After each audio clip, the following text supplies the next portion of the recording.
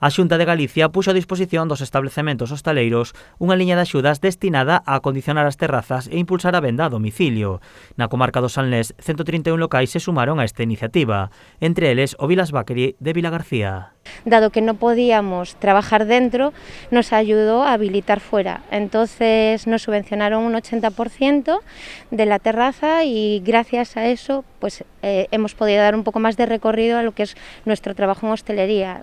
Como está el tema de la pandemia, los picos que tenemos, subidas y bajadas, intentamos trabajar más fuera que dentro, evidentemente. A cuantía total aportada pola Xunta a este negocio superou os 6.000 euros. Nosotros el 80% nos fue aproximadamente unos 6.000 euros, casi 6.000, entre 6.000 y 7.000 euros, porque era el 80% de la base imponible, ¿vale?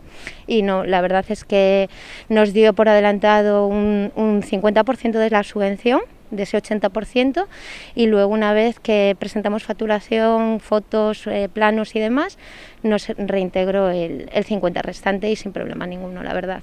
Estas axudas estaban destinadas a paliar os efectos da pandemia e a restriccións na hostalería. Grazas a elas, permitiuse a moitos negocios traballar en exterior e salvar os postos de traballo. Si tú estás por debajo de unha facturación y tienes que pagar completo todo, impuestos, seguridad social, ayudas, o sea, todo lo que te viene es al 100%, cada impuesto que te cobran, todo.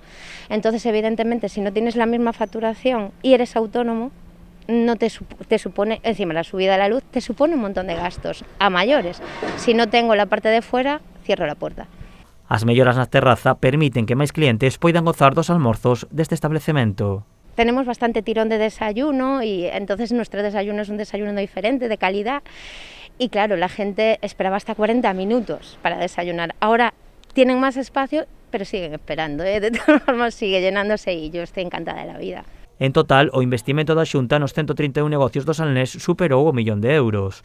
Unhas subvencións ás que tamén accederon 75 negocios da comarca de Pontevedra e 16 da de Caldas.